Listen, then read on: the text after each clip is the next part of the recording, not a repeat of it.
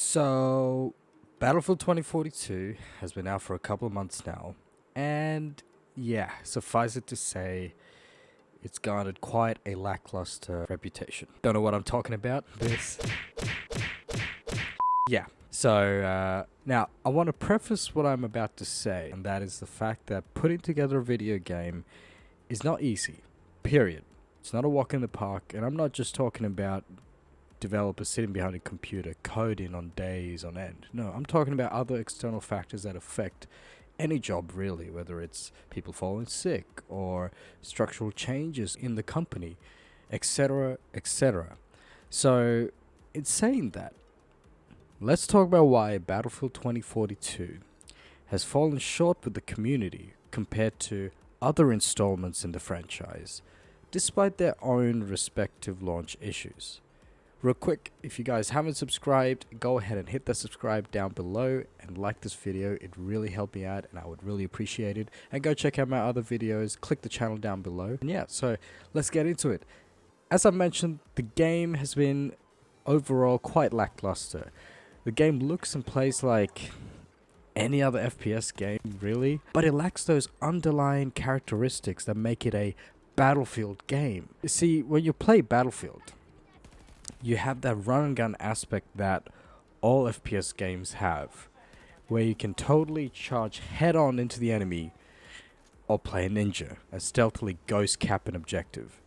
However, you always have that teamwork and team play aspect that complements your playstyle. And it's a teamwork aspect that I want to particularly highlight in this video, which I feel it is the downfall of Battlefield 2042.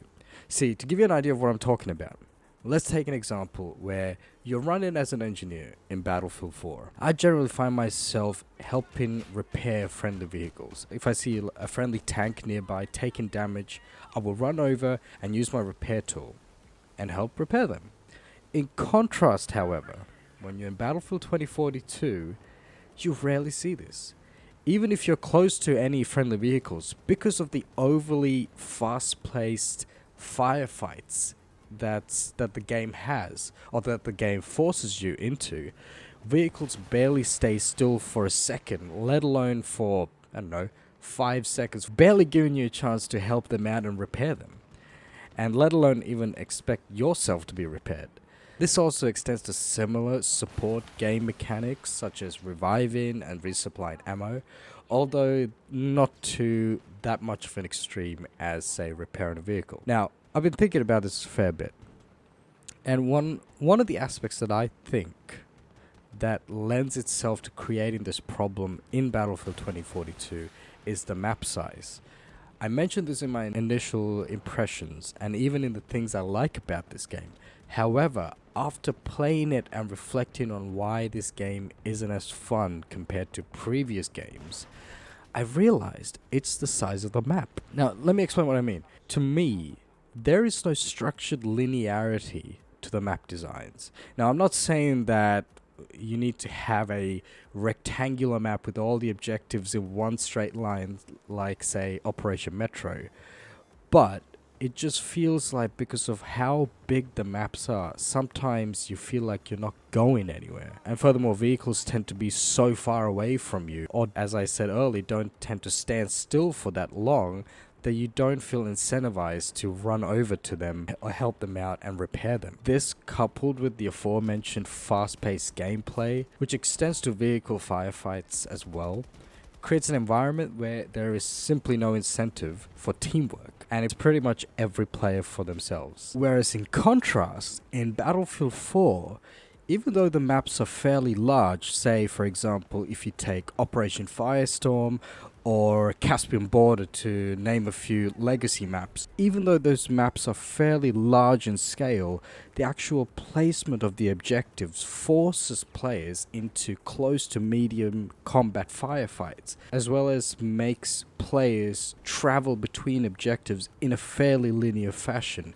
And this really helps with making the gameplay a bit more fun and enjoyable, as well as creating that incentive for teamwork where you find yourself running over to friendly vehicles and repairing them, throwing down ammo boxes to resupply friendly teammates, as well as reviving down teammates. So yeah, you can design a game with tools and weapons to encourage teamwork, but the design of a map can negate this. Like, the repair tool is practically useless in Battlefield 2042 and has no basis for existing in the game's current state. So yeah, that's basically the crux of what I think is the major downfall of this game. An honorable mention could probably go to the specialists as well, and the overall loadout system to an extent.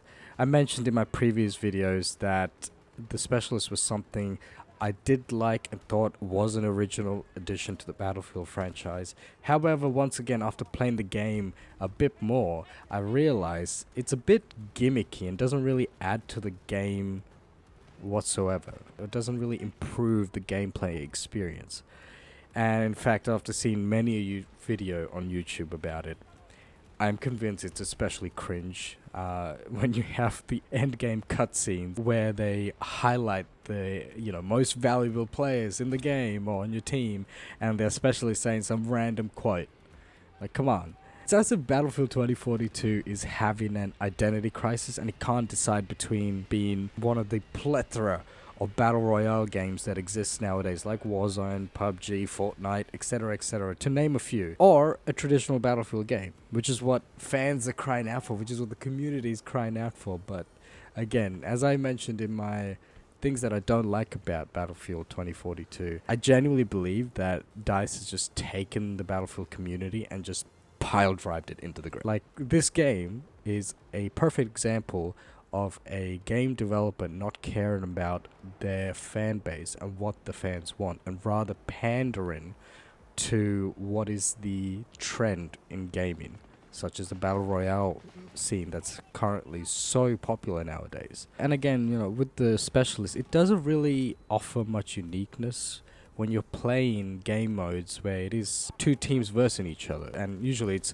US versus the Russian team. To give you an example, if you take the specialist Falk, who I thought was British just because the accent sounds British, but when I went online and searched up, the biographies of all the specialists, I found that she's actually touted as German. But anyways, that's beside the point. When you're on the US team, for example, and you down an opposing player who's on the Russian team, who also happens to be a Falk as well, and then hear them shout for help in Russian. It's so weird. It's a small trivial thing, but nonetheless, I feel like it helps convey my point about just how gimmicky and cringe the specialists really are, if you really think about it. So, yeah, that's basically it. To summarize, throw Battlefield 2042 in the bin and go play Battlefield 4. Thanks for watching. Hope you guys enjoyed. Hit the like button, subscribe if you haven't, and I'll catch you guys in the next video.